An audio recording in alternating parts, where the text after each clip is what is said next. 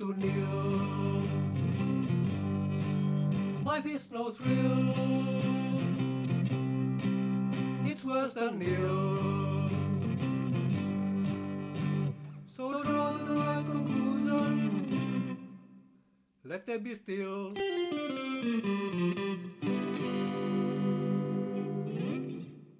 Welcome to episode number 97 of the Exploring Antinatalism Podcast, a podcast showcasing the wide range of perspectives and ideas throughout antinatalism as it exists today through interviews with anti-natalist and non-antinatalist thinkers and creators of all kinds. Now running 5 years strong, I'm your host, Amanda Sukenick, and today I'm speaking with the host of the Dissenter podcast, Ricardo Lopes. Ricardo, welcome to the Exploring Antinatalism Podcast. It's an absolute honor to have you on the show today. Thank you for having me on, Amanda. I've also been a very big fan of your show, so thank you so much. Oh, thank you so much for that. For those out there watching that might not be as familiar with Ricardo as they absolutely should be, Ricardo Lopes is, of course, the man behind The Dissenter, a fantastic interview podcast show on YouTube in which you, Ricardo, speak with literally hundreds of different academics and thinkers from an incredible variety of fields. Ricardo, your production schedule, your release quantity, and the quality of these conversations that you've done over the years is incredibly impressive. Always a huge source of inspiration to me, absolutely. I honestly don't know how you do it, and I mean that with every bit of sincerity possible. I absolutely have no idea how you do it. This show has been going slightly the Dissenter has been going slightly longer than Exploring Antinatalism. I think you're at around 6.5 years. EXAN. Yeah, almost 7 years now. Almost 7 years. Yeah. Exploring Antinatalism is about to hit 6 years. So in that time, I have been white knuckling it, trying to get to 100 episodes before the end of this year. You, my friend, are beyond 1,000 episodes now, which is a huge achievement. It's just unbelievable. So congratulations to you on that. And of course, yeah, absolutely. And of course, throughout, antinatalism has been an extremely important and reoccurring subject in a lot of these interviews. A lot of thinkers, I mean, some of the usual characters, but also people that I would never expect the subject to come up. And that's always been extremely exciting. So there's so much for us to speak about today, but Ricardo, we're going to go through a lot of the interviews that you've done, or touch on some of what's been said on those.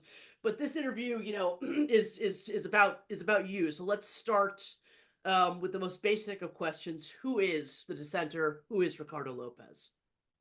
Well, I mean, my background, it's interesting because the kinds of topics I explore on the show have been topics I've been just interested in intellectually on the side for many, many years since I was 17, 18, but actually my background, I mean, my academic background is in dentistry, so I studied dentistry. I worked as a dentist for a couple of years, but then I dropped it because I decided it was really not for me, and so I picked up on those side interests that I had for many, many years and got into the Dissenter. I mean, I wasn't sure at all at the beginning how it would go. It's going well, fortunately, but yeah, and basically, I mean, the Dissenter, it's interesting because if I went back now, I'm not sure if I would have picked the same name, but it was, I mean, the reason why I picked the name was for three main reasons, basically. So the first one was that back then in 2018, when I started the channel or wanted to start it, I was already looking into other channels, YouTube channels, doing interviews. And one thing that really bothered me was that many times people would invite on their shows, for example, political pundits, and they would comment on topics they were not really familiar with in science and philosophy and so on. And I was really bothered because I was reading the experts for many, many years, and many times I knew that they weren't saying the correct things.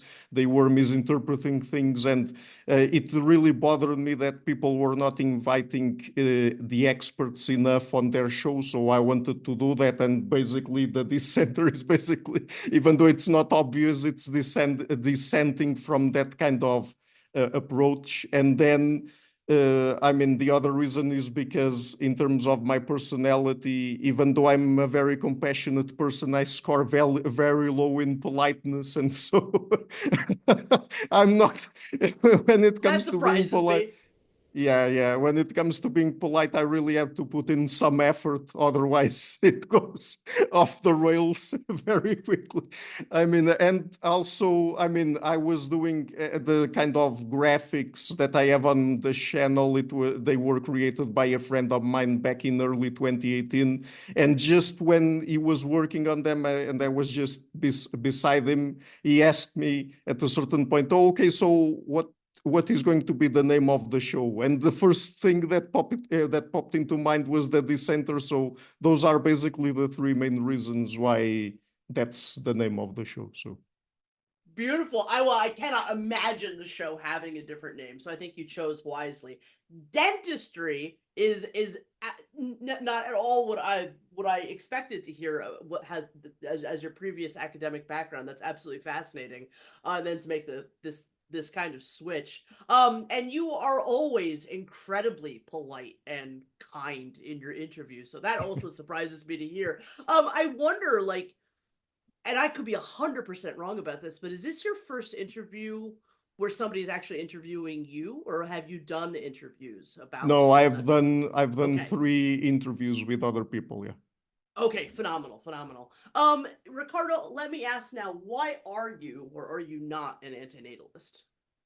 Yes, I am an anti-natalist. That's the main reason why I've had episodes on anti-natalism on the show. I mean, it could have been the case that I was not an anti-natalist and was just intellectually curious about it. But yes, I am an anti-natalist. Yeah.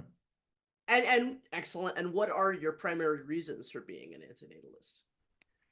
Well, I mean, it's interesting that you ask about that. I guess that perhaps later on we can get a little bit more into this, because there are some complicated philosophical reasons for what I'm going to talk about. But basically, one of the main reasons was that it's just some psychological predispositions that I have. I mean, one of them is that since I was at least 10 years old, I was already saying that I didn't want to have kids. So, I mean, even we still without the philosophical background or philosophical backing to back those considerations, I mean, my decision, I was already saying that I didn't want to have kids. So, so even before I got into antinatalism, even before I got into philosophy, I had already made that decision, and it hasn't changed, at least up till now. And now with antinatalism in the picture, I'm not seeing it changing anytime soon. So that's one. And then the other has to do with the fact that, and this is a little bit more personal, but I'm going to disclose it. I also suffer. I've been suffering from depression and anxiety since I was at least 17 years old. So I mean, that's another reason why it tends to be very easy for me to really, let's say, look at the more pessimist side of life and understand why it would have been better for someone like me, and even for other people, to never have been born and stuff like that. So. Well, thank you for that candid disclosure. I also have I am a long time fellow sufferer with depression and anxiety from very very early in my life. And while it's not the source of my antinatalism, yeah, I do absolutely understand where you're coming from when you say that it just makes it sort of easier to see in the world why anti-natalism would be an attractive choice for sure. What are your feelings about what might be the strongest argument for anti-natalism?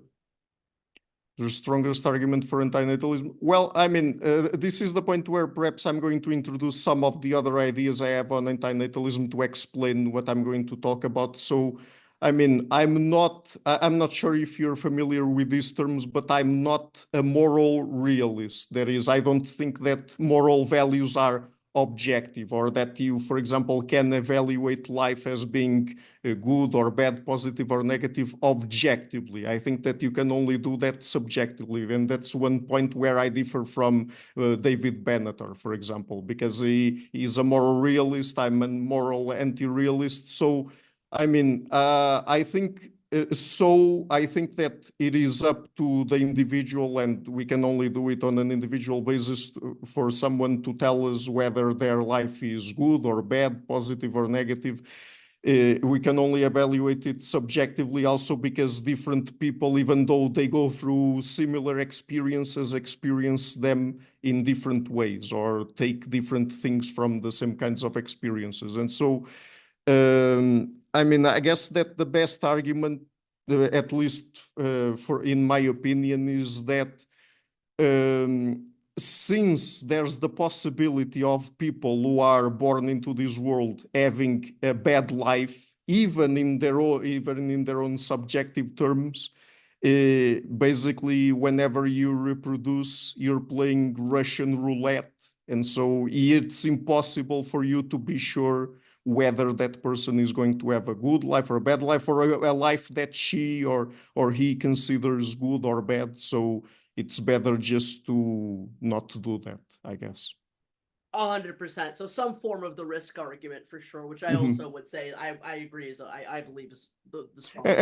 And also I think it's the strongest because if you present anti-natalist arguments to people, and if you try to just convince them that life tends to be more bad than good, or is bad in general, or something like that.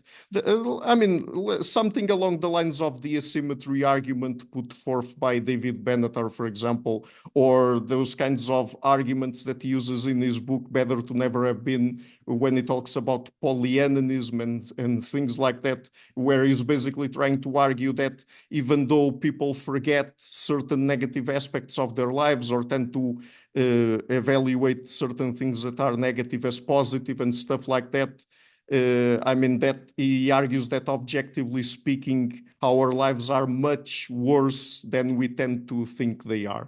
But I mean, I don't agree with that. And also, I don't agree with that because I come from a subjective perspective. But also, I think that when you confront people with that kind of argument, there are many, many people out there that are going to disagree because they don't feel that way. They don't feel that their life is not worth living, or it was not worth starting, or it's even bad, generally speaking. So I think that just confronting people that way is not very productive, at least in my own experience. So. 100%. I mean, that is one of the starting points that, like, Matti Heiru and I came from when we were writing our book, was that, a lot of these arguments for antinatalism, they're great in various ways. Like, I personally agree with David Benatar's Pollyanna arguments or the quality of life arguments. I mean, I think that they're very salient points.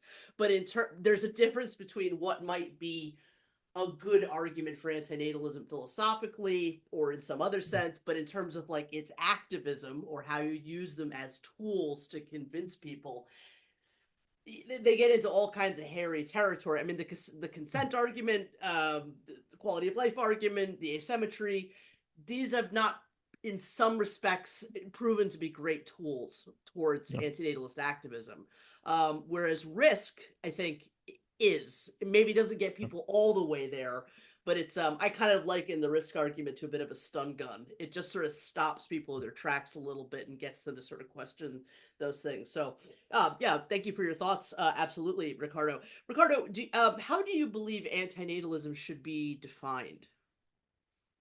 How antinatalism should be defined? I think that antinatalism is basically a philosophy that looks at life as not being worth living. I mean, not being worth starting. Even I mean, the starting part is even more important than the living part, I guess. At least if you agree with Benatar that death is a harm, which is another thing that I slightly disagree with. But yeah, it's basically a philosophy that tells us that it is unethical for us to keep on reproducing because life tends to be more bad than good. And at least from my own perspective, I think that we shouldn't take that risk. So the scope of everything, all the subjects that you cover on the Dissenter is again incredibly impressive. Seriously, I don't know how, again, I've already said this, but like I don't know how you manage it time wise. Or like the con. I mean, again, I have struggled to do 100 episodes of this show. I'm gonna get there by the end of the year. But I know what goes into, preparing an episode, the contacting, it's all wonderful, but it requires a ton of research, a ton of reading, editing. I mean, it's a massive effort. What does your production schedule look like? How do you manage that? Yeah, every time I see another release from you, I really am quite astounded, just because it's, you're not having small conversations with these guests. I mean, it's clear that you have done very serious investigations into their work. I mean, even just the knowledge that all of these people are out there requires, obviously requires a lot of research and patience on your part. So yeah, I'd love to hear about that aspect of what you do. I mean, there's lots of things that go into it, but basically, first of all, I'm reading all the time. Per day I read at least 4 or 5 hours. So I mean, at least half my day of work is reading, and then of course I'm always searching for new people to interview. Sometimes I get across them on social media because someone retweets something that they were saying or something like that, and then also some of my patrons and followers sometimes give me suggestions, which I'm very thankful for. But basically, I mean, first of all, I'm doing this full time. So if I wasn't doing this full time, of course, it wouldn't be possible at all for me to, for example, put out 3 interviews per week. I would have to just put out one or something like that if I had a day job, for example. So, but yeah, my days tend to be very, very, very busy. I'm searching for guests. I'm contacting potential new guests. I'm keeping in touch with guests. I'm sending them the questions for the interviews. I'm scheduling the interviews, and it's all. And I'm preparing of course, the content for the channel. I'm preparing the interviews. I'm basically reading all the materials necessary. I'm taking notes from the materials. I'm condensing them into questions, stuff like that. So, and it's all done by me alone, but it's basically because I'm doing this full time. Otherwise, I mean, at least with the level of quality that I try to keep, it would be impossible. So. Yeah, no, absolutely. Well, it really is incredibly impressive. It's a massive effort. I mean, do you have any interest in eventually going back into academia? Like, you have all of these academic interests, and the Dissenter is in its own right an incredible network of people, but it's also this incredible scholarly document in its own right. So yeah, I wonder about what your future plans in terms of. I mean, I considered that around 5 years ago or so, but eventually, after having already gone through that and a few years ago, and then considering other things, I don't think I will do that unless I don't have another alternative or something like that, because unfortunately, the way academia works nowadays, particularly the job market side of it, is very disappointing. So, I mean, aside from antinatalism, what are your other like chief areas of academic interest, intellectual interest? well, I'm very interested in social science in general, particularly anthropology, behavior genetics, stuff like that. And I'm also very interested in biology, history, political science. I mean, basically everything that you can watch, you can see on the channel. I'm interested in.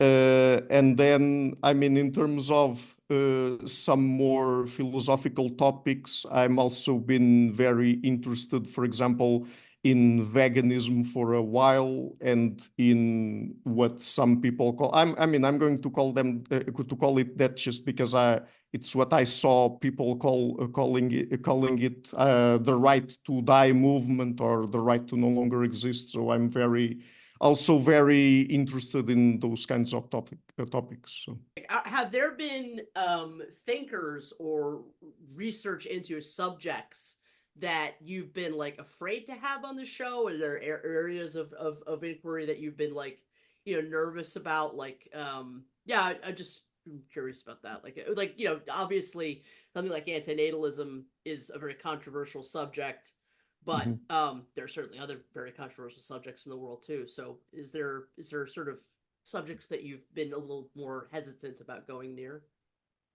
Not really any subjects. I mean, some of them, if I haven't had anyone on the show yet to talk about it, it's just because I haven't had the opportunity yet. But apart from that, the only criteria that I have for inviting people on the show or to talk with them about any particular subject is whether their research is up to standard or not. I mean, basically, if they publish in peer-reviewed journals, if they have published books in academic publishers and stuff like that. So apart from that, as long as they're doing good work, I don't think there's any limit in terms of the topics that I would be willing to explore on the show. Excellent. That's good to hear. So moving on properly into like some of these interviews that you've done with people discussing antinatalism. So now I have to apologize by saying that while I have certainly watched all or most of the interviews that you've done that deal with the subject of antinatalism in some kind of way, I have not watched all of the interviews on the Dissenter, although I hope to eventually reach that milestone. I didn't necessarily come up with interview questions about each of these particular guests, but you've had a truly impressive number of people that have touched on this subject. I'll just briefly go through their names. Of course, David Benatar, David Pierce, Francisca Minerva, Lee Edelman, Rivka Weinberg, Emil Torres, Julia Herman, Masahiro Morioka, Ido Landau, Catherine Lokmoniva, Krister Byalkist, I'm probably saying his name wrong, I'm sorry, Sol Sklamansky, Matti Haide, and finally Lawrence Anton, an incredible spectrum of those that have contributed to the conversation around antinatalism in some kind of way. And some of these people are Exploring Antinatalism alum, some are not. Some of them I wasn't even aware of until your interviews with them, and that's always, that always excites me to no end. A new person chiming in. So let's start reviewing, some of these people and some of these conversations that you've had. Of course, you've had not one, not two, but three fabulous interviews with the wonderful David Benatar, episode number 148. 295 and episode number 657. All of these, the episodes that we'll be talking about today, will be in the description. Unfortunately, we won't get into questions about one of the interviews was on the second sexism, the other was on his book regarding the fall of the University of Cape Town. And then, of course, the other interview was mostly about Better Never to Have Been, although I think you got into subjects regarding euthanasia and suicide. Yeah. So we've already spoken a little bit about sort of like the pitfalls of maybe some of his arguments. I mean, obviously, David Benatar's contribution to antinatalism is immense. But I mean, I'd love to know sort of more in depth your thoughts on the asymmetry. Some of the, obviously there's been so many different refutations of the asymmetry, or people that have kind of chimed in about it. So yeah, I just would love to hear sort of your opinion about the asymmetry and its strengths and weaknesses. I mean, the asymmetry argument, I think that it is a bit of a weird argument, in the sense that when you're saying that if someone is not brought into existence, then he or she would be benefiting from the fact that they wouldn't experience any pain, also not any pleasure, but that doesn't matter, according to Benatar. So, I mean, it's a bit weird because until there's someone there, I mean, there's no one to get those benefits, to get the benefits of not experiencing pain. So, I mean, my main thing against that kind of argument is that it sounds really, really weird, metaphysically speaking, mainly because you're talking about no one basically to get those benefits. So, of course, if someone gets to live, then if they're experiencing pleasure, that's a benefit. If they're experiencing pain, which I think is kind of inevitable for everyone, that's not a benefit, that's a harm. But yeah, my main thing against it is really that it sounds very weird. When I first got across it, it sounded better to me, but now over the years, it's become more and more weird sounding to me. So let's move on to Rivka Weinberg. So I really appreciate Rivka's contributions. I've never spoken to her personally or interviewed her myself. There's a very good interview of her on this channel. I have been in contact before, and she's a lovely person. I strongly disagree with her, of course, on many points, but I think her hazmat theory is intriguing, to say the least. Can we indulge in procreation if we can also agree that it's a huge risk to the person that we're creating, and that, in her words, you're not doing them any favors by doing so, but they are your gametes and you sort of have the right to exercise them, even though we can say that they're hazardous material. So I don't know. What are your thoughts on her hazmat theory? I mean, first of all, I've done that interview a while ago, so I don't remember some of the details and even the details of that theory. But I mean, just commenting a little bit on what you said.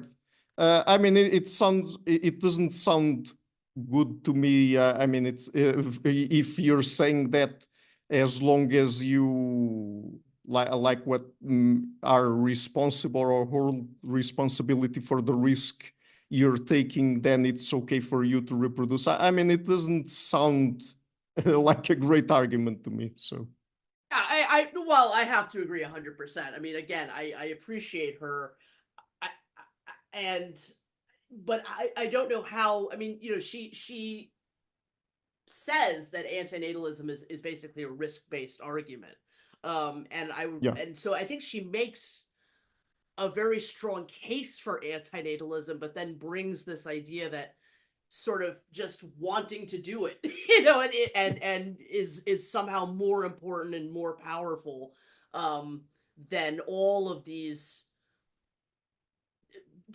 far, in my opinion, far more salient ideas about why you should not.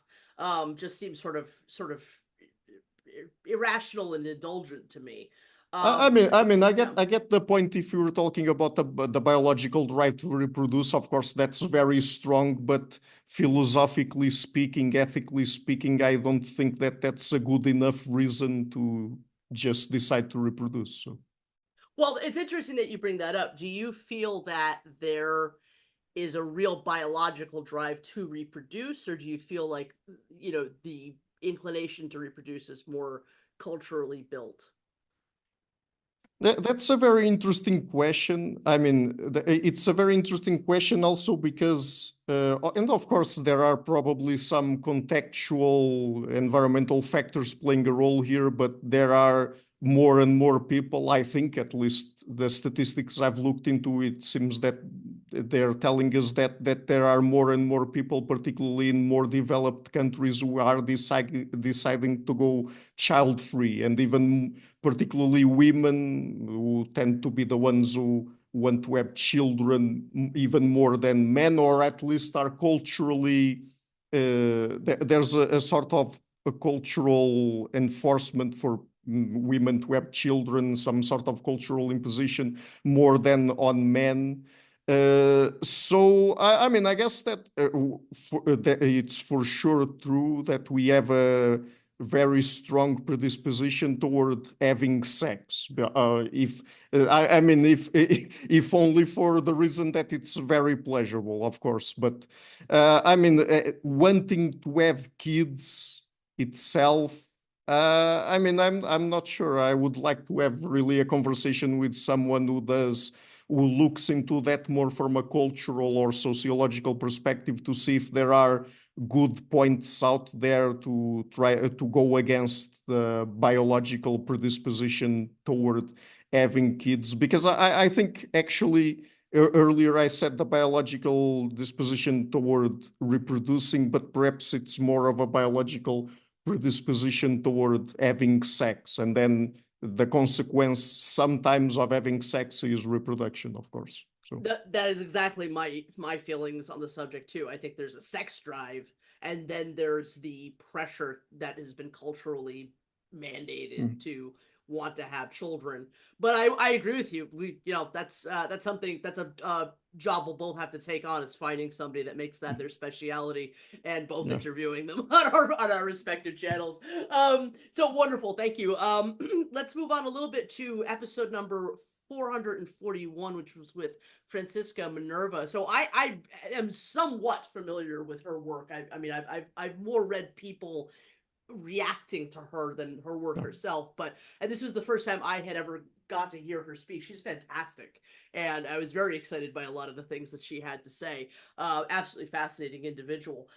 So what are your views as an antinatalist about abortion? Because as you know, Ricardo, I mean, antinatalists are sort of all over the map on this subject. I mean, David Benatar, and I'm just recounting these just for those that don't know. I mean, David Benatar would say, we have a moral duty before a certain number of weeks, and then there's more of a question if it's morally justified or okay to abort the child. Then you have like Julio Cabrera, who is totally against abortion on sort of Kantian grounds, and then you have Mati Haira, who is completely totally permissive view on abortion. So where do you stand on that? Well, I stand on the totally morally permissible view on abortion because I mean, I don't see any good ethical reason for us to being against aborting a fetus, even up to birth. I mean, in my interview with Francesca Minerva, we talked about a very controversial view of her, or that view of hers that she, or something that she argued for at least a few years ago. I'm not sure if she still agrees with that or not. I think so, but I'm not sure. Where she argued for post-birth abortion.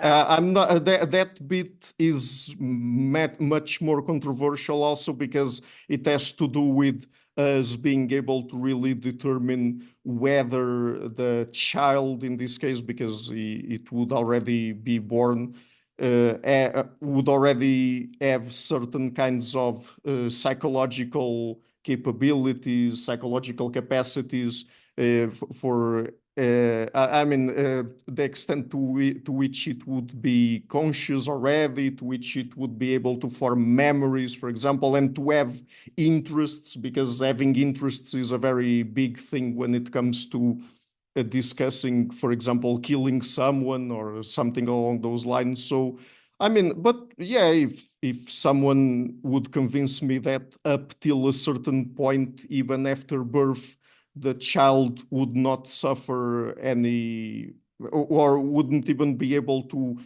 consciously process what was going on around it, and if someone killed it, it would be the same as basically killing a fetus. In principle, I would have nothing against it. So.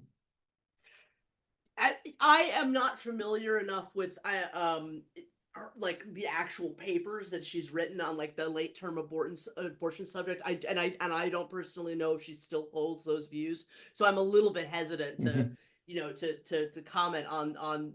But I mean, it's a subject certainly that so few have really had the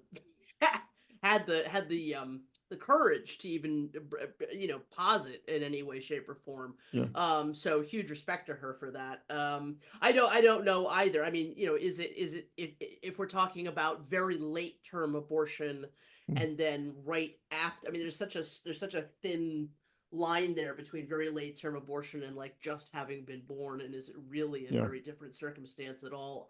I'm not really sure.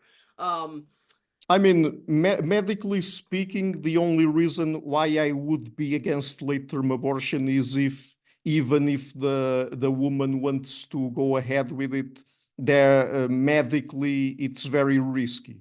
If it's really risky for her, if she could lose her life or have some permanent damage, I don't think that should be allowed, but only with the interests in mind of the woman, of the mother, and protecting her health. So otherwise, the fetus, I don't have any. It's not about the fetus at all, at least in my perspective. So. No, that's a very good point. Absolutely. She also brings up some very interesting points regarding immortality and cryonics. And the subject of immortality and how it relates to antinatalism has become an increasingly interesting or important subject to me. We talk about it in the book, and also I had Aubrey de Grey on not terribly long ago. What are your thoughts on the confluence or non-confluence between antinatalism and something like immortality? Like, what should be the proper antinatalist response to something like cryonics? Can those things be in concert with antinatalism, or are they completely counterintuitive and should be rejected as ideas by antinatalists? Yeah. I think that they can be in concert with antinatalism if you're coming from Benneter's perspective, for example, because since he considers death a harm, I guess, of course, I haven't asked him yet, but I guess that he would consider that immortality would be something good, because I'm assuming that if death is bad, then living forever would be good. I imagine so. But on the other hand, I mean, at least from my perspective, I don't think it would be a good thing at all, because if life is already as it is, full of suffering and stuff like that, then you would have to go through these forever. I mean, that doesn't seem very good to me. So. Yeah, I'm always slightly confused when it becomes this question of death is a harm versus life is a harm, because they're both bad, right? Like so it seems like sometimes the way people talk about these things, where it's almost like one or the other, and they're both kind of negative circumstances. But I think like the place of immortality that gets really interesting is when we consider antinatalism in terms of, when we consider extinctionism in an antinatalist world. Like, it's not really, it wouldn't be a non-antinatalist world if people live forever, so long as they stop having kids. We have the right to die. I wouldn't be against that. Do you have any particular thoughts on that? Oh, no, if we have the right to die and if it's possible for us to die, because I was also considering if it would be possible or not. It could be some sort of weird situation where we couldn't even die at all, and that would be that would be very, very messy and complicated. But yeah, I mean, the way I approach this is that I tend to say that it's as tragic if someone who wants to live dies as it is if someone wants to die is forced to live. So basically, in my perspective, death being a harm or not depends on how people feel about their own life. So if life is bad for them, and if they want to die, then death, I don't think it's a harm at all. And by the way, for me, there's also an important distinction between already being dead. I don't think that being dead is a harm at all, because nothing's happening there.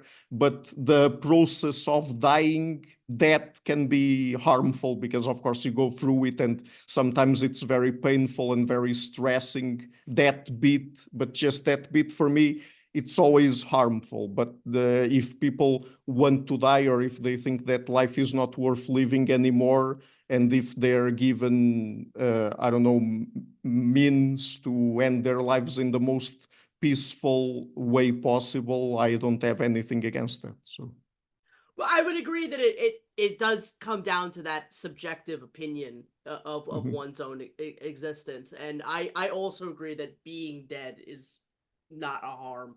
Dying, absolutely. But even those that want to die, I'm a little undecided about whether that's a harm or not, because obviously it's a relief to actually have that access and to be able to do it. But I think life is addiction. I think even if you're like ready to go, it's still kind of hard to turn that off switch fully on the off position for a lot of people. So yeah, I don't know. That's it, but I would side with your feeling about about the subjective experience of that, based on individuals. So yeah. yeah, excellent. So then came episode number 445 and 481. I don't have questions about either of these interviews, but they were both excellent. They were 445 was with Katerina Lokhmoneva, who's an Exploring Antinatalism alum, author of History of Antinatalism, I believe, a very important work. And 481 was with Saul Slimansky, who I really appreciated seeing on your channel. Is somebody that I've had in mind to communicate with for a long time now. So just highly recommend those episodes, links below.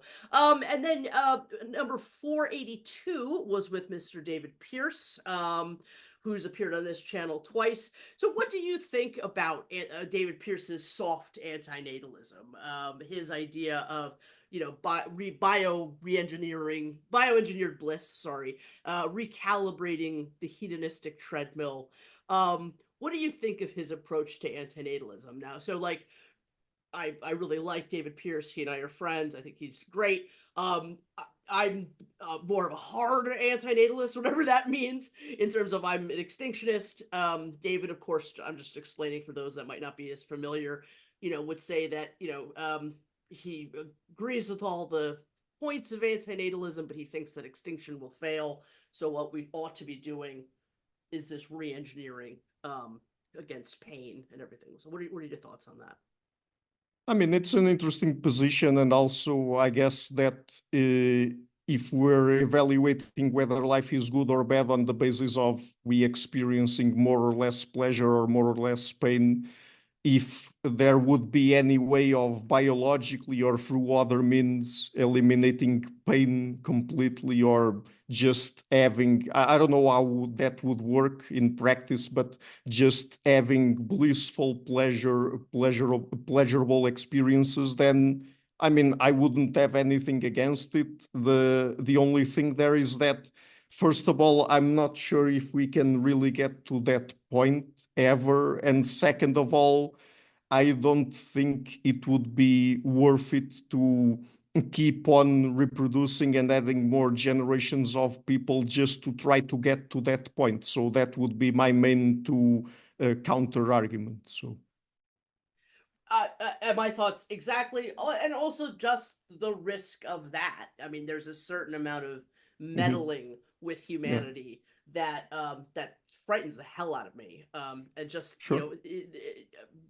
states of bliss hitherto unknown sounds great, certainly, but there's a road to that, and I think that's probably not a painless road to walk down before you get to the painless part. And that's a big piece of where I worry about that that idea.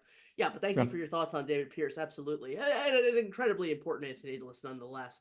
Number 565 was with the Ido Landau, again, an Exploring Antinatalism alum. I don't have any questions about Mr. Ido Landau, but it's always nice to see him. I'm glad you had him on the show. If you have any thoughts on that interview, I'd certainly be interested in hearing. But No, I don't think so. Also, because I have to be honest, those interviews that you're mentioning, I think I recorded them in 2021, so 3 years Yeah. later, and with so much material to cover, I'm already forgetting some of the Yeah, no, interviews I've done. So again, I'm not even at 100, and there's many of them that I would need to watch back to yeah. remember properly. So yeah, moving on to number 643 was with the wonderful Masahiro Morioka. A wonderful interview.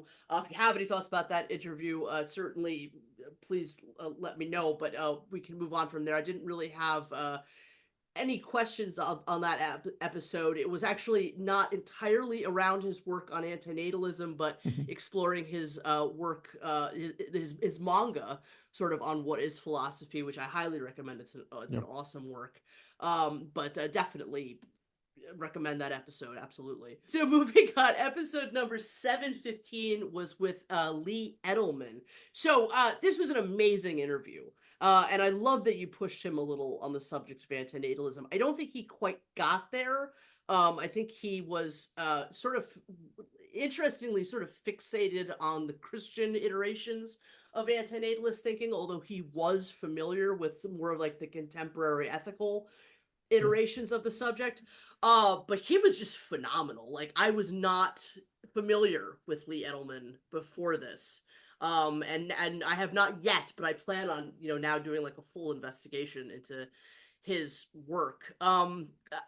Just the idea of reproductive futurism was totally new to me. You asked him a very spicy question, which was, do you think that, would you say that queerness is anti-life? Which was such a great question. I don't know if you remember that interview or that detail, but I mean, he talks a lot about queer theory, and again, the subject of antinatalism comes up.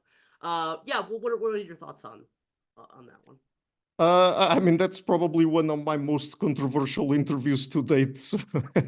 Because, I mean, the idea, it's simple, but it's also very controversial at the same time, because it's basically the idea that queerness applied to, for example, sexual orientation. If I remember correctly, those were the topics we were talking about: sexual orientation, and mentioned queerness and being, for example, homosexual or anything that is not heterosexual.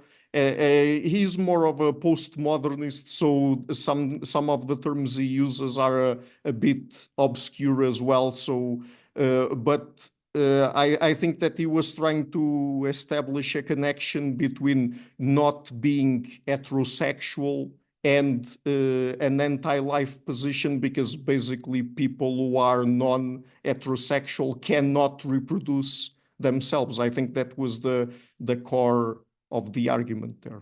That was a brilliant interview. There's so much more to say, to comment on, but yeah, definitely worthy of further investigation. Episode number 766, Christopher always already forgetting.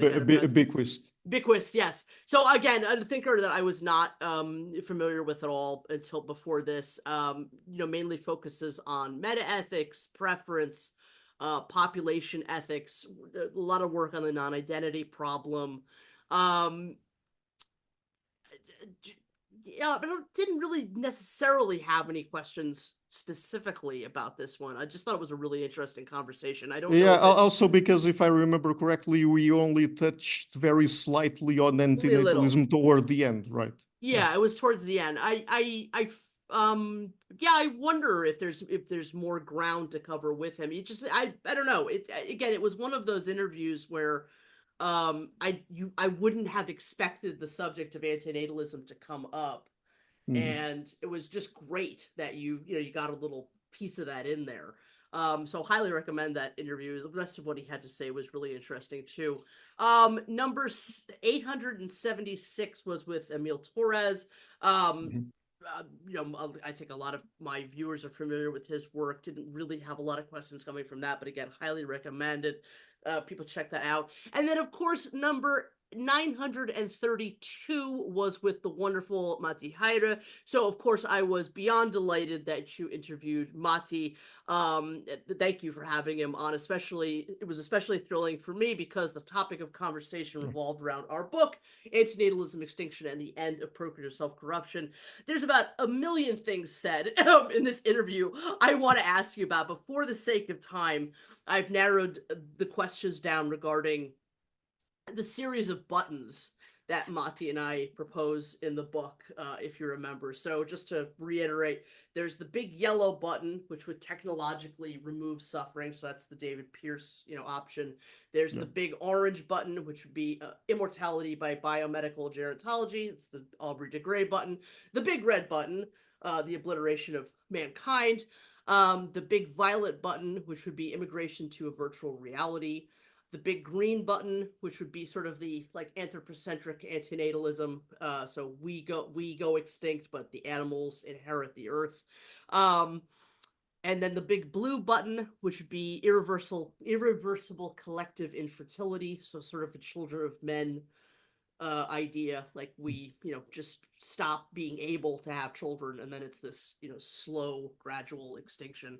And then there were other buttons as well to do with superheroes, anti-natalist superheroes, dictatorships, cults and religions, liberal democracy, rational persuasion, cunning of reason, and sort of the Thomas Metzinger benevolent machine kind of idea. You don't have to go through all of these and share your thoughts, but I was wondering, if humanity move towards an antinatalist world, and the objectives of that particular antinatalist world could be achieved through means as simple as pressing a button. What would you be inclined to choose? An antinatalist world in which human beings go extinct and the animals go on, or should the red button be pressed and we all go? Should it favor immortality? Perhaps it's some kind of combination of these buttons. What are your thoughts? If we're going with humanity's extinction, I would go all the way and also extinguish all the other sentient beings, not necessarily all animals or all forms of life out there, but all sentient beings, because I think that sentience is really at the core here. So, what was that button where we would migrate to the digital space or something like that? Yeah, that's the big violet button. Well, okay, the violet button, I like that one because it reminds me sort of, I don't know if you ever heard of Robert Nozick's experience machine, where basically you are plugged into a machine and you only go through pleasant experiences, basically. You don't experience any pain, anything bad, but it's removed from real life. So you're just going through a simulation in a machine.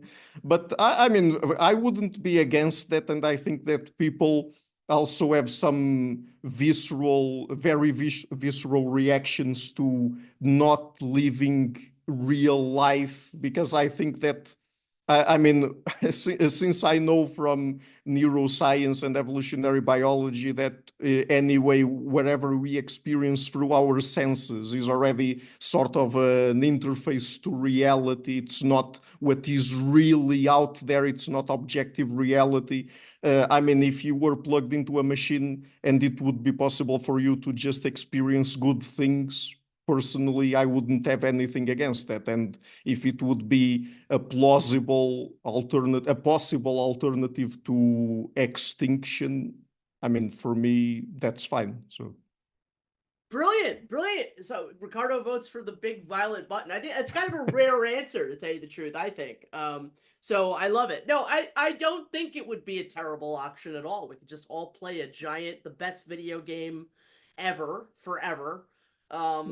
And it's I don't, the viability of it, the practicality of it, not sure, but It sounds cool to me. So yeah. I mean, the only thing, let me just add, the only thing Sure. about extinctionism, and there I 100% agree with David Benatar, the only bad thing about it would be for the last few people alive that would be basically alone, and society wouldn't work anymore because there wouldn't be people there to, I don't know, produce food and keep things and maintain things working and stuff like that.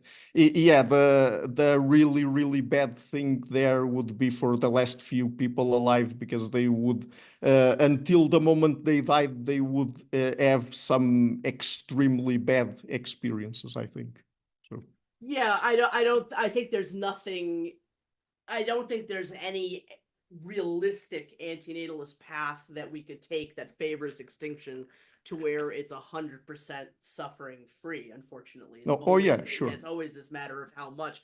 What are your thoughts on, like the Benatarian phased extinction? This idea that some amount of procreation would be justifiable for the purpose of gradually going extinct. So instead of killing extinction, we would choose dying extinction, which would be like the two options of his in Better Number Two have been.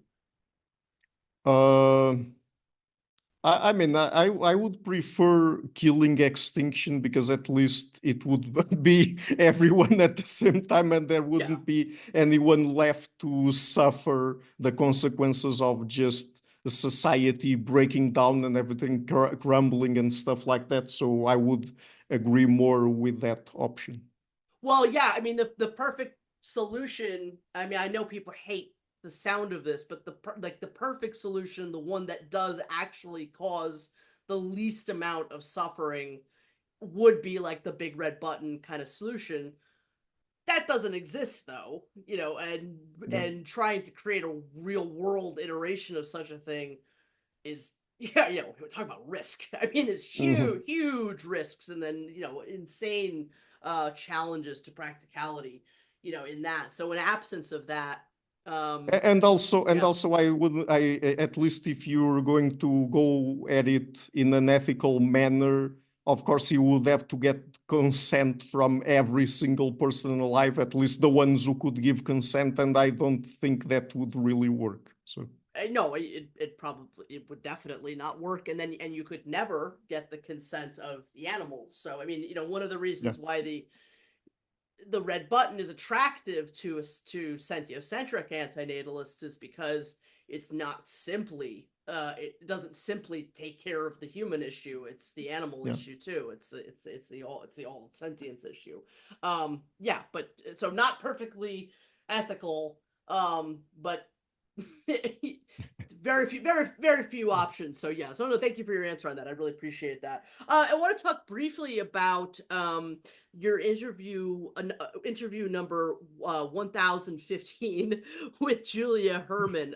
Very recent interview. This was another fantastic interview. And again, somebody that I was not familiar with at all. I learned a ton by watching this one. The subject of ectogenetics is really something that I only chiefly know about through Mati's work thus far. He's like the first antinatalist I know of that's really investigated the idea as part of the landscape of antinatalism. And I mean, I find the possibility absolutely terrifying, but whether anyway, I think you guys got into some extremely fascinating territory during this interview. So she speaks a lot about techno morals, techno revolutions. What would you say is like the correct antinatalist response to something like ectogenetics? Like, how should antinatalists proceed?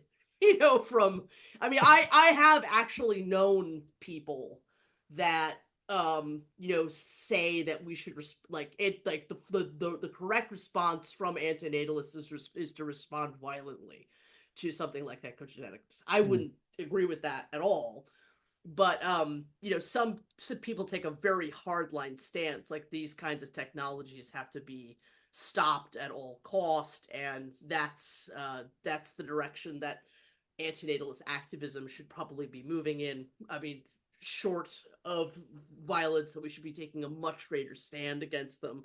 What do you think? Well, I haven't put much thought into the connection or the possible connection between ectogestative technologies and antinatalism, but I mean the few thoughts that come into mind have to do with the fact that okay, if you are a hardcore anti-natalist, of course, I would think that you should be against it because it's another way of producing more people, and if it worked, it would be even easier to produce people, and they could produce them on demand. And you, as I talked with Julia Herman. At a certain point in the interview, we mentioned the fact that that kind of technology could even in a dystopian way be used by, for example, authoritarian governments or something like that to produce people for armies or whatever they needed or wanted. So yeah, in principle, against it. But on the other hand, I mean, if you come at it through a more softer version of anti-natalism, and if you are also considering some ways of just reducing suffering in the world instead of going all the way to avoiding reproduction and stuff like that, I guess that some of the other things that we mentioned in our conversation, like for example, the fact that ectogestative technology could potentially disrupt social concepts that we have, like the concept of a mother, a father, a parent, what is a woman, what is not a man necessarily, but what is a woman, at least would have the potential to um, to make the lives of certain people at least a little bit less painful, because for example, even just the process of going through pregnancy and birth is for the most part very painful and very distressing. So that would be one way. And then also giving more space for people to just go beyond the fixed ideas that we have about what a parent is, what a woman, a man is, what a father, a mother is, things like that. So, I mean, as I said, I haven't put much thought into this, but those are the things that come to mind now. So. Yeah, I think you put a ton of thought into it, and I'm so glad you brought all of that up, because it's true. It's like there's so many different sides to this thing and the impact that it would have on human society. Not all of them negative at all, because you're right. It would shatter concepts of mother and father, family, man and woman, the function of all of these things in society. Um, Absolutely. I mean, one thing that kind of has come to mind and has been brought up in a couple of the more recent discussions I've had is, like, again, going back to this idea of Benatari and phased extinction. You know, and I don't know exactly how I feel about this. I'm slightly playing devil's advocate, but like there are some anti-natalists who, recently talked about like the ethics of antinatalists donating to sperm banks and all of this kind of stuff. And I kind of wonder, though, like, if, again, in a hypothetical future we were on the course to this phased extinction, I wonder if it would be more ethical that those children produced in that kind of world were produced through the lo-fi means of sperm meets egg, two people come together, have sex, produce a child, or maybe those children should be the best. Maybe the genetic dice should be loaded to the nth degree for those children. Like, maybe they should be the most selected for ectogenetically created children ever, so that they have the best lives and the last lives. Again, there's a layers upon layers of cruelty involved in that too. So I mean, I'm not advocating for it, but I wonder if you have any thoughts about that. Well, I mean, in principle, if we could use other tools, like, for example, I don't know, genetic engineering and other forms of biological modification to turn those people's lives better, I mean, for them to have more pleasant experiences and experience less pain and go through less trouble, less limitations, yeah. I mean, I would be all for that. The only thing there, as an antinatalist, that icks me, let's say, is the fact that for me, at least, it would be better just to not produce the children in the first place, because there's still the risk, and then of course that technology has to be sufficiently developed. And I mean, it's very hard for me to really imagine a world where it would be worth it to produce more people than to not do it. So, because I don't see any way by which never experiencing life would be worse than experiencing it. So, No, I mean I agree 100%. I mean we're talking these are deep hypothetical, yeah, yeah, yeah. I mean I have to agree with you. It goes back to those questions of like the kind of antinatalist world we would choose if we could choose it, right? Like there's like Yeah. we all go red button kind of thing, which is not real. Then there's like the children of men scenario in which we lose the ability to have children, and that in some respects sounds like the better option, right? Because nobody is like harmed again, so we just lose it. Let's just say just turns off. But then it's this slow, horrible process. Yeah. And then if we made it a better process, it probably would either require us to create new people in a more gradual manner towards the end, which is awful. I mean, especially coming from the antinatalist camp to have to suggest such a thing. But maybe there's another solution too, in that it could require the creation of like sentient machines or nearly sentient machines. And I kind of wonder if you have any thoughts on that as well. Sentient machines, but in what sense? I think I'm missing the connection there between sentient machines and anti-natalism. Well, I mean, there is a whole kind of school of antinatalism called anti-AI natalism, which is against the creation of sentient machines. And I would Oh, okay. also extend, my antinatalism to that. But if again in the scenario of extinction, perhaps it would be better if we created those kinds of beings as Oh, opposed okay. to creating new people. Yeah, I don't know if you have any thoughts on that. But I mean, maybe I'm missing something here, but what would be the purpose of creating those machines instead of people? Well, part of the reason why we would be creating people in that scenario is because it's to try to avoid the Mhm. harm of people being left alone and without Yeah, care, yeah. trying to keep some sort of infrastructure. Oh, And okay, I'm a okay. little bit undecided. Like, would it be better to create people? Would it be better to create machines of some kind that don't, maybe just good old fashioned robots could take care of the Yeah, issue? if it was non-sentient machines, non-sentient robots, I would be all for that, of course, because if it would help immensely the last few people alive, of course, I would be all for that. But if it's really sentient machines, I mean, I'm not so sure about that, because I'm not either. because you would still be creating new sentient beings, so it doesn't matter much to me if it's a human or a non-human being.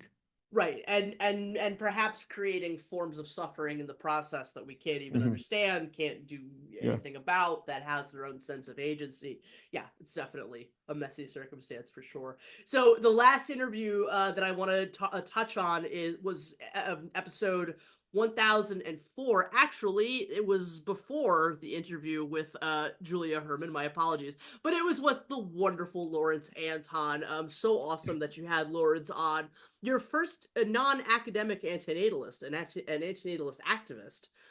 So that was awesome to see. I agree. I think you got into all kinds of great territory with Lawrence.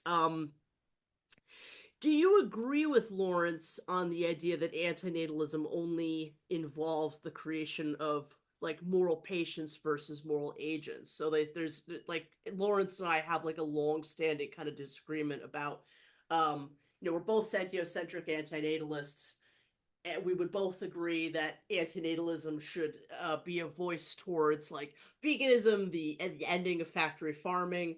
But I would say that we also have a moral responsibility, especially if our extinction is imminent or desired, that we also make some sort of intervention into the lives of wild animals. Whereas Lawrence would say, no, we didn't create that suffering. That suffering is not our moral responsibility. We should, that's something different than antinatalism. That's a whole separate idea.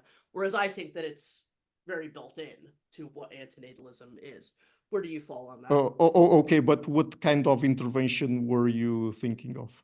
Well, I don't think they should be left alone. I don't think that if we go extinct, we as the only beings on Earth that has the possibility of doing something about the perpetuation of their suffering, then I would say that we should intervene, even if it meant killing some amount of those animals. I think we should ensure full sentient extinction.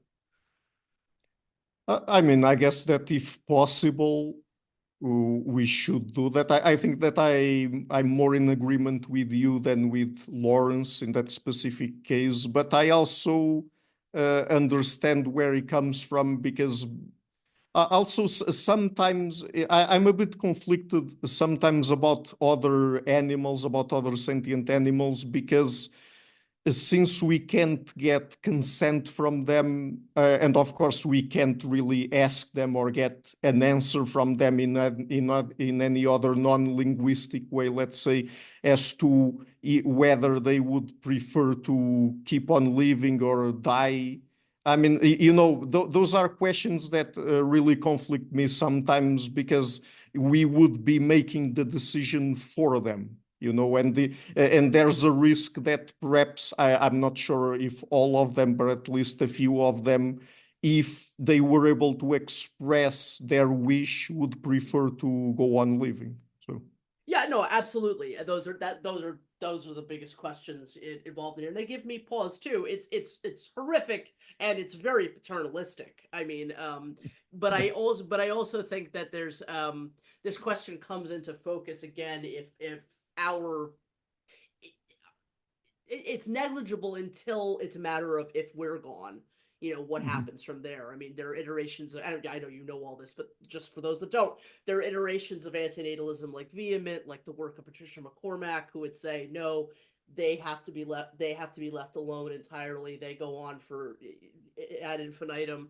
But then there are other forms of sentiocentric antinatalism like apholism that, again, would say, no, we have to make some sort of intervention. And that doesn't necessarily have to be killing them. It could also be sterilization. I mean, the point that I have a hard time reckoning with is that, like, they don't get a say in whether they exist at all, just as much as they don't get a say in whether their lives continue. I mean, they are so unbelievably trapped in the cycle of sentience that it's almost, I don't think that it's silly or wrong to question the consent of that circumstance, but they already have been so unasked about and have so little agency in any part of it that it's almost it's an act of mercy, I think, at that point. But yeah. Another point that you and Lawrence get into is the connection between antinatalism and pro-mortalism. And I think you got into some really interesting territory about death. What are your own views on the connection between antinatalism and pro-mortalism, if indeed you have one? I mean, a lot of people do make huge separations between these. And let me just say before you answer, obviously pro-mortalism means a lot of things. There's sort of like the way that it's used in Better Never to Have Been, which is not the way that most people use it colloquially. I have a horrible time saying that word, but it's usually more about suicide in the way that people use it. So I'm curious what your thoughts are on that. Well, I mean, I think that I've already touched a little bit on this earlier, but basically, I don't think of death generally speaking, as a harm, just the process of itself of dying.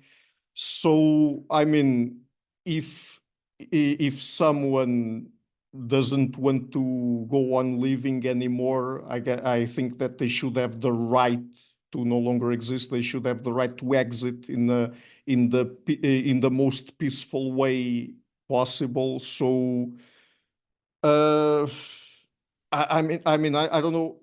I was just thinking, but I basically, when Benatar says or argues that death is a harm, I don't tend to think of it as a harm for the most part. The only situation where I think of death as a harm is if the person is interested in living. So if she's not, death is not only not a harm, but it's something good. So No, thank you so much, Ricardo. Who are some of the other antinatalists that you would like to eventually interview? Like, what does the future of antinatalism on your channel look like?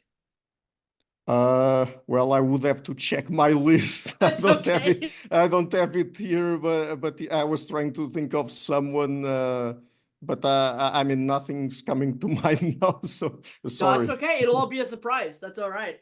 Yeah. Absolutely. Well, considering the wealth of thinkers that you've encountered through doing the show, all this exposure to information, I mean, how has it informed your antinatalism? Has your antinatalism changed over time through all these interviews that you've done? I just, because it's just such an incredible wealth of information and perspective that you expose yourself to. I just wonder how there's an overarching worldview that I'm sure for you has formed through the course of doing the Dissenter, and I wonder how your antinatalism has been influenced by that. Well, yeah, interestingly speaking, the things that had the most impact when it comes to the interviews I've done in relation to my antinatalism are not the things that came necessarily from my antinatalist interviews, but the interviews I did or I've done with people on moral realism and anti-realism, which I explained before, informs really the way I think about how we should approach life and whether it's good, whether it's bad, and the more subjectivist perspective I have on it now.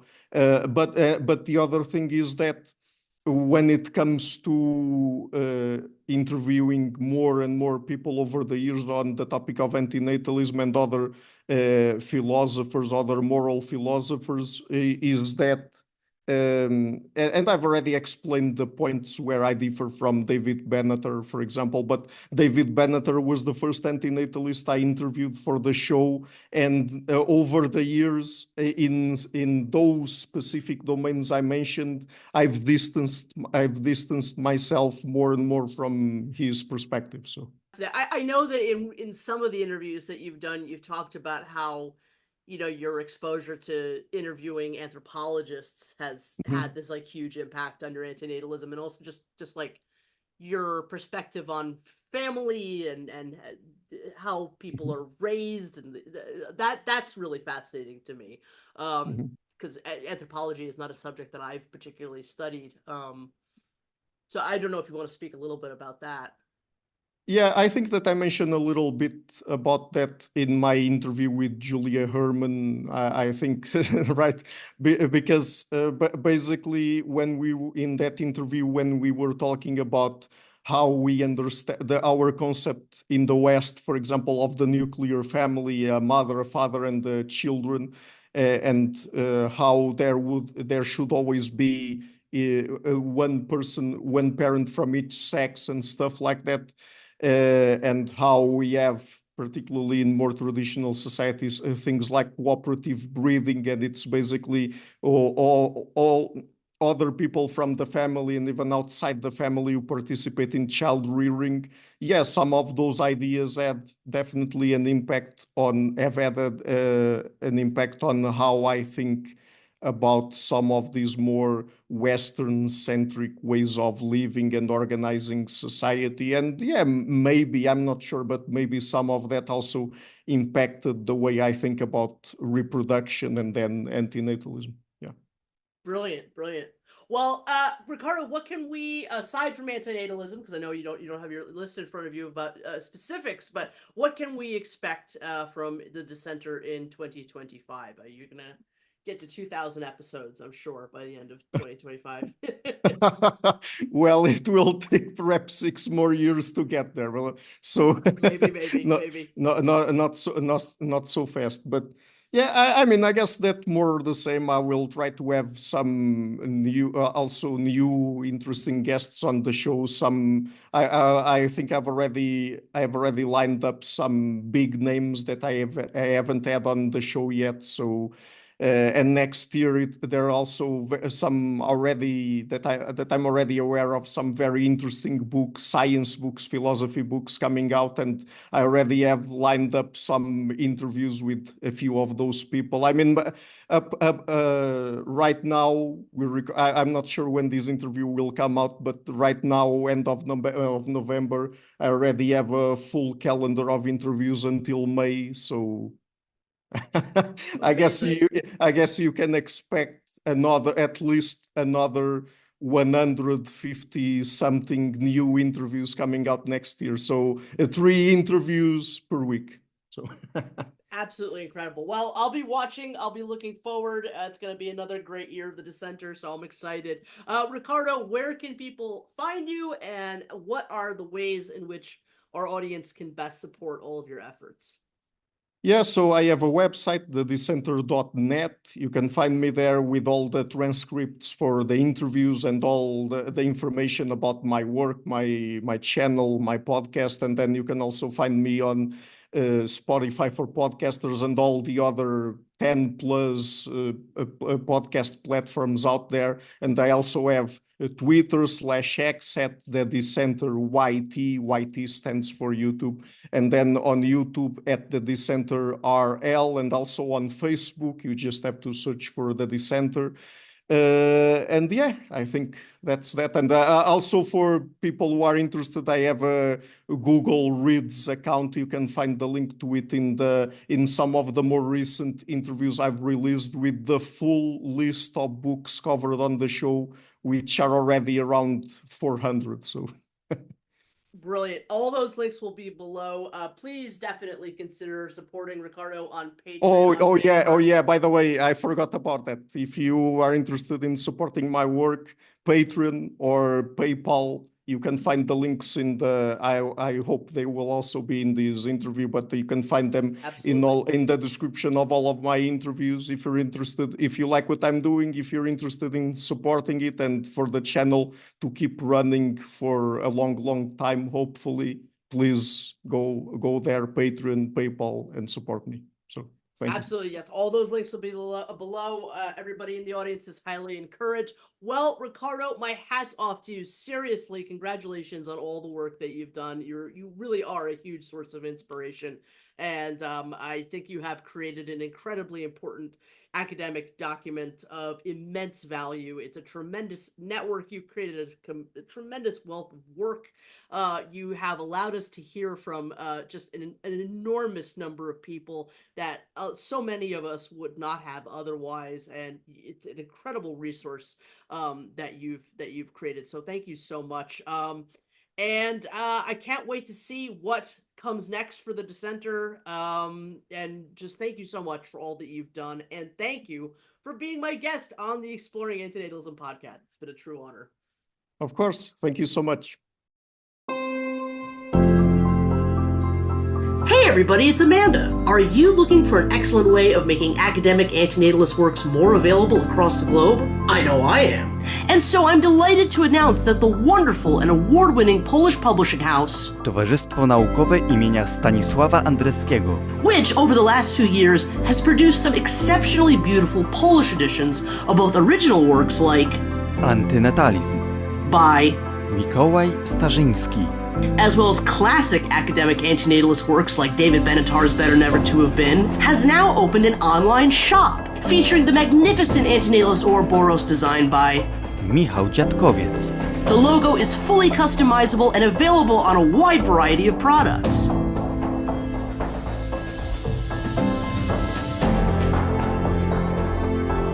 Proceeds from all sales at the shop go directly towards the translation, production, and publication of more Polish editions by Towarzystwo Naukowe imienia Stanisława Andreskiego. What a perfect way for the antinatalist community to help assist an amazing company doing such important work, making more antinatalist academic works more widely available. Link below. Towarzystwo Naukowe imienia Stanisława Andreskiego. The most dangerous idea in the world. That she will not have children. That he is not allowed to spread his sperm into outer space. Is not a bioethicist who questions the value of human life itself like a physicist who denies the existence of cause and effect, or a theologian who denies the existence of God? In his recent essay, Bioethics and the Value of Human Life, philosopher and bioethicist Matti Haira answers this question. Absolutely, definitely, maybe. He also distinguishes between bioethics with and without a hyphen, bio-utilitarian Thanatos ethics, and a newcomer among ethical theories of value, oib ethics. You heard that right. Bioethics spelled backwards. Bioethics and the Value of Human Life by Matti Haira on the Cambridge Quarterly of Healthcare Ethics. Out now, totally free, open access. Go check it out. Thank you for listening to the Exploring Antinatalism Podcast. Please follow the podcast on Facebook, Twitter, Instagram, and YouTube. Exploring Antinatalism can also be heard on Google Podcasts, Apple Podcasts, Buzzsprout, Stitcher, SoundCloud, Amazon.com, and so many other platforms. You can email me at exploringantinatalism@gmail.com. Website designed by Visions Noirs. Please follow him at www.bionoir.com and follow him on Instagram. Logo art by Life Sucks. Please subscribe to him on YouTube and check out his shop on Etsy at www.etsy.com/shop/LifeSucksPublishing. Music by Matti Haira. You can hear the whole song, Life is a Sexually Transmitted Disease with a Mortality Rate of 100%, by following the link in the description. And make sure to also read his academic paper which inspired the song. If you must give them a gift, then give them the gift of non-existence, in the Cambridge Quarterly of Healthcare Ethics on cambridge.org. Links below. All the best, and bye for now. Life is no thrill compared to nil. Life is no thrill. It's worse than nil. So draw the right conclusion. Let them be still.